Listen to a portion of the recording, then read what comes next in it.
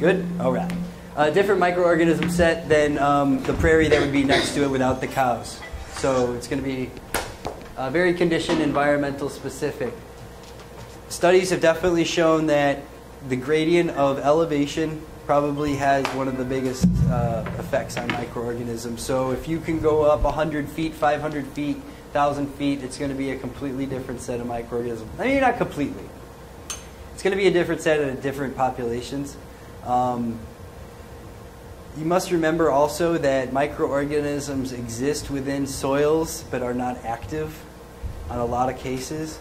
So you have microorganisms that go dormant because they cannot exist in a certain environment because certain conditions do not allow them to, but they are there. And then there's a chance that with the change of environment or the inoculation or the addition of microorganisms or carbon source or mulching, that you're going to change and activate that environment. Which, yeah, so monsoons could do that, but at the same time, they also can activate pathogens as well. So they're not all beneficial. Just understand that I'm talking about all microorganisms across the spectrum, okay? Like I said, pathogens are included. There's beneficial, like I said, plant beneficial is what I mean there. Somewhere where it benefits the hormone production, the growth, the availability of nutrients, water. And then there's also probably the largest population are neutral. I don't know if neutral is the right word, but indifferent, not playing a role in plant structure, plant health. Now, this is debatable because what role do these neutral ones have in the helping other microorganisms do their job? So our understanding of that is pretty nil as well. But my guess is that there's going to be certain microorganisms that enable plant beneficial microorganisms and pathogens to exist and thrive. Microorganisms are adapted to a specific environment, kind of like I said up here, but I do want to touch on specific environment being the difference between my plot of land, which has a flat area, and then it has a nice steep drop-off, and then you have a lower area. So I'm going to have a very different type of microorganism set within those regions. So if I end up planting blueberries or something along my hillside, then I'm going to have a different set of microorganisms than if I planted, or the plants will react differently to the microorganisms than if I planted them lower or higher on the land. Now, whether that's, you could get a quantitative data on that, I don't know, but definitely over time, you could definitely, doing harvest after harvest after harvest, definitely get some data on that.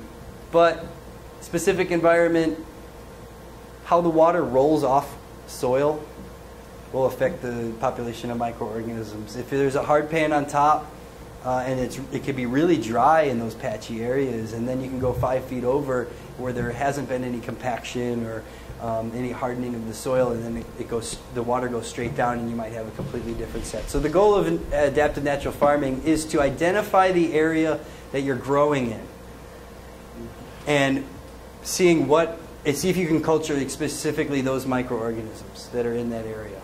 And so if you're going to plant on a sloped area and a flat area, you're not going to use the same IMOs.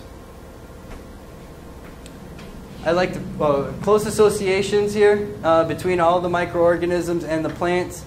There's symbiotic and mutualistic relationships. Do you want to clarify the difference? Symbiotic would be where the microorganism grows from the production of the plant sugars and releases the... Symbiotic meaning... They work together by... They work together or... Need each other. Not necessarily a need for each other because they can exist independently, but they benefit from each other in some capacity, or resources are utilized. I wouldn't say benefit, take that back. Resources are utilized by one microorganism to improve the health of another. So, symbiotic isn't always mutualistic. Mutualistic meaning that both microorganisms, or the plant and the microorganism, benefit in some way. Most of the relationships associated in biology are going to be symbiotic but not mutualistic. Usually somebody wins out or wins over or is controlling the other organism. Here's an example that is mutualistic, but it's a symbiotic mutualistic relationship. So ants and aphids. Okay, so ants bring aphids and harvest them. They benefit from putting aphids around to have the aphids eat the plants, and then they get the sugars that come out the poop chute. So they take that down to their larvae, and they consume those sugars. Now, both creatures are benefiting. The aphids are able to eat and reproduce, but at the same time, they're very controlled, and their populations are controlled by the ant. So they are benefiting.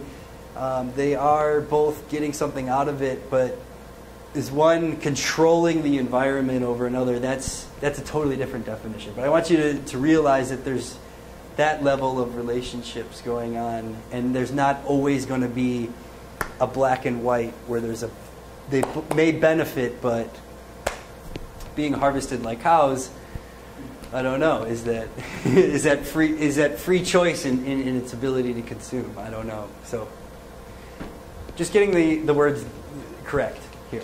Okay, so I might use a symbiotic, I might use the words mutualistic. But I do want to point out that right now, about less than 1% of microorganisms known to man are cultured in the lab because they are dependent on certain conditions, like I said, and certain environments in certain areas. So once you remove them or isolate them alone, and they don't have a symbiotic relationship supporting their development, then those microorganisms aren't able to be cultured in the lab. So now we are able to use in situ and in vitro technologies where we're able to go inside inside crops and inside animals and be able to assign those genes certain traits like bioluminescence. So we've been able to take microorganisms, for instance, that live on the guts and the inside of worms. Okay, these microorganisms break down the materials that are coming through and then give those materials to the worm. The worm doesn't actually consume the material coming in. They need to have those microorganisms in their gut, just like humans, to break down the material. So we didn't really know what those microorganisms were because anytime we went in to dissect them and take them out, we couldn't culture them. Now we're able to assign those microorganisms a certain gene that causes them to glow, which is the same gene that is in krill and all these other marine creatures that glow. So they will give this trait to the microorganism and then put those microorganisms in the environment where the worms exist. Those microorganisms inoculate into the worm from it eating certain materials. Eventually it gets into the gut, and then they put a trigger into the gene, whether it be a chemical or physical trigger, and they can actually cause the microorganisms to bioluminate on the inside of the gut, on the inside of the worm, and you can view from the outside a physical presence of the gene, if it exists. If that microorganism, the one that they had given that trait to, is inside, it will glow blue. And the other one is yellow. So if we look in to see how much blue's in there, if there's any yellow, and what relationship is it in there. So these are technologies we're able to use now. It's called FISH technology. It's an acronym, and you know how I am with acronyms, floral, in situ, something. But this is the type of technologies we're able to use, plus DNA identification and coding and all that good stuff. We're able to now build a library of microorganisms that we're currently using in science and biology as a reference. So anytime we identify microorganisms, we go to this library and we somehow associate it with other research, whether it be a new identification or something that already exists in the library. This number was much lower, somewhere around 0.01 in the 60s, so we've come a long way. Okay. As soon as FISH technology and DNA, and who knows what's going to come out next. This number might be 10 in a much less period of time. So, and then eventually we might understand the whole thing. But until that time, our understanding is really, really low. Examples of beneficial microorganisms. Hopefully you guys understand this. I'll go through it pretty quickly. Mycorrhizae and arbuscular mycorrhizae, both being a type of fungus that has a mutualistic, symbiotic relationship with crops and plants. Not just crops, but all plants. Almost all plants have the ability to have a mycorrhizae relationship with a certain fungi. But what that is, and if they're able to come together, we don't really understand the dynamics. What relationship does the plant actually have in making those microorganisms occur in the environment? We really don't know too much. But mycorrhizae, just real quick, if you look at the yellow roots that come off here of the plant, mycorrhizae are going to be all the other gray stuff. And what that is mycelia, which are the branches and the cell structure of the fungus in the soil that branch out from the plant. It's able to gather up nutrients and water and bring it to the plant in exchange for sugars, which it produces in the leaves, brings it down the plant, gets it into the roots, and then on a molecular level, they're actually able to transfer those over in exchange for water, especially, and then nutrients. Some mycorrhizae plants, like legumes, develop nodules, which create anaerobic conditions. It's kind of like a closed structure where certain nitrogen-fixing bacteria within the environment are able to go inside this structure, and only in anaerobic conditions, meaning without air, can nitrogen be fixed from the environment. Gas goes into the plant, and then it goes molecularly down to these areas. The nitrogen gas, the N2, eventually gets down here, and then it's consumed and decomposed. It's fixed by the bacteria that's in there from a gaseous form to a plant uptakeable form. And then the nitrogen is very similar to the nitrogen that you're putting in as a fertilizer after it decomposes and gets broken down. Reconfigures the molecular structure. Mm-hmm.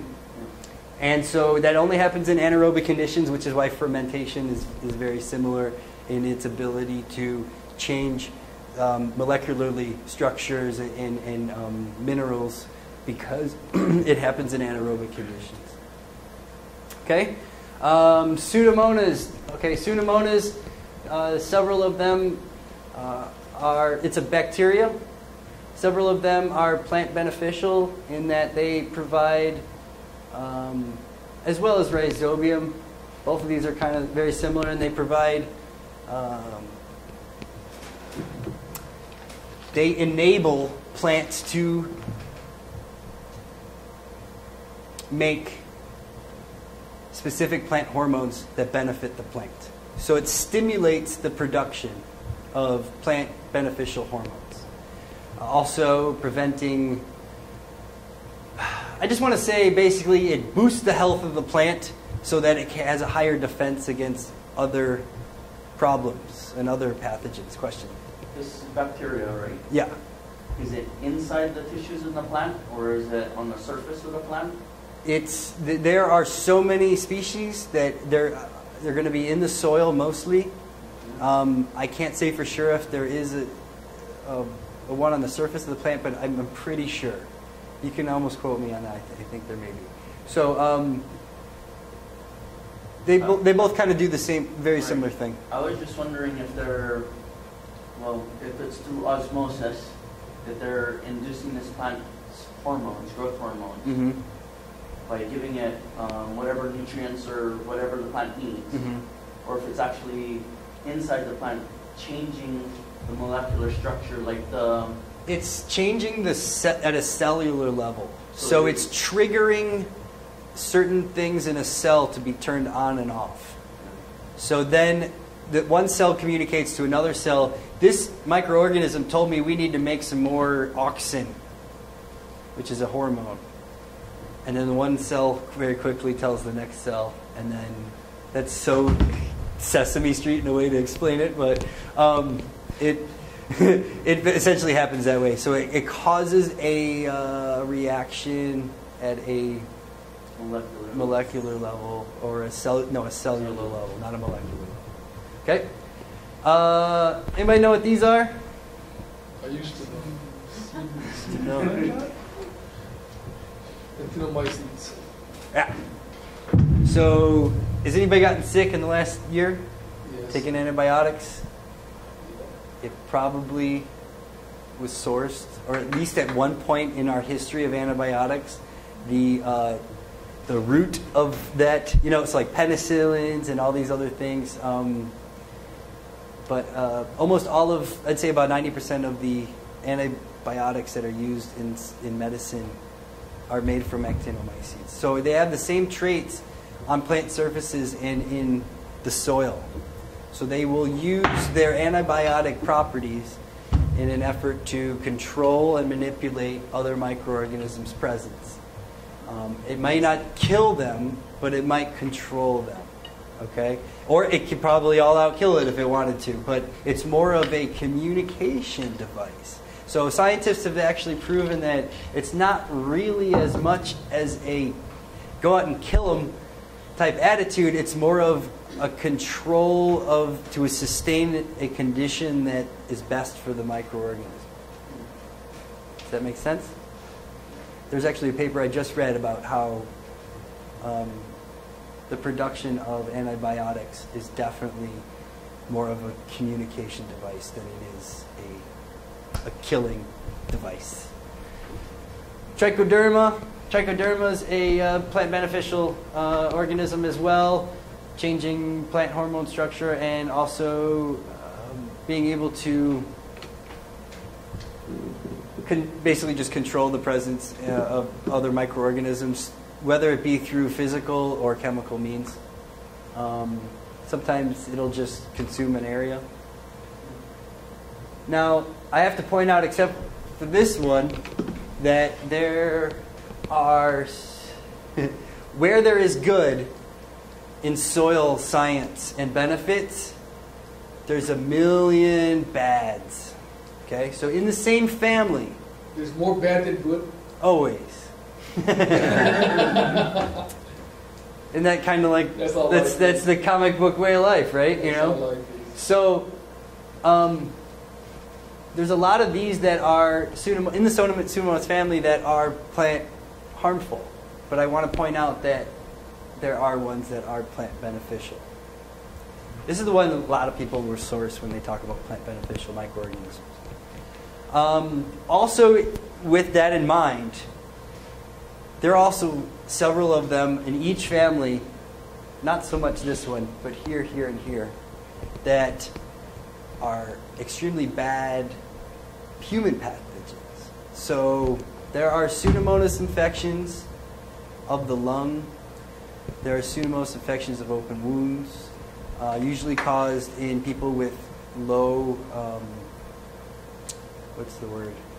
immunity. So some kind of compromised immunity. So HIV, tuberculosis patients usually causes a bad problem, and it's basically a fungus inoculating the lung tissue, and so it's bad stuff. Can be really bad stuff. Moving on.